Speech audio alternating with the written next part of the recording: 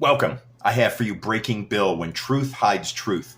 This is a story about how I had to convince an employer in a job interview that I smoked crack in order to get the job. But it's actually about how people use truth to hide truth through drug abuse. I'll explain, but first the story.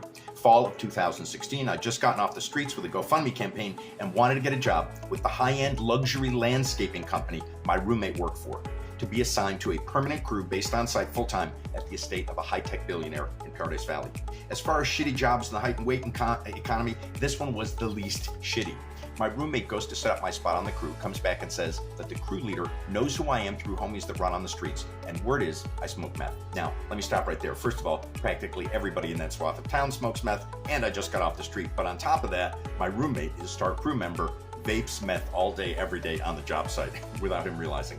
So she tells him it's not true and he agrees to interview me reluctantly. Now pay attention here, because one fact of the drug world is that there's a pecking order of street drugs where everyone has their own ranking of heroin versus meth versus crack as to which is grimier and which set of users is thought to be grimier. So in the interview, I basically acted like whoever said they knew me from the street was wrong, because everybody knew I smoked crack and I had no patience for meth and meth people. He bought that, confided in me that somebody had worked for him before, had been a G-head, stole his tools, and he'd never trust a G-head again.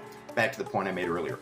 I used one truth, that I used crack on the streets, which was true, to cover a worse truth to this person, that I'd also used meth. We're all using one truth that's bad, or know somebody who is, to throw folks off the really terrible truths. Drugs are an easy smokescreen we use to cover up the things that we're most ashamed for anyone to see: despair, regret, sex addiction, failure, a wish for death. Please, let's not fool ourselves nor be fooled. Hit the plus sign for daily positivity.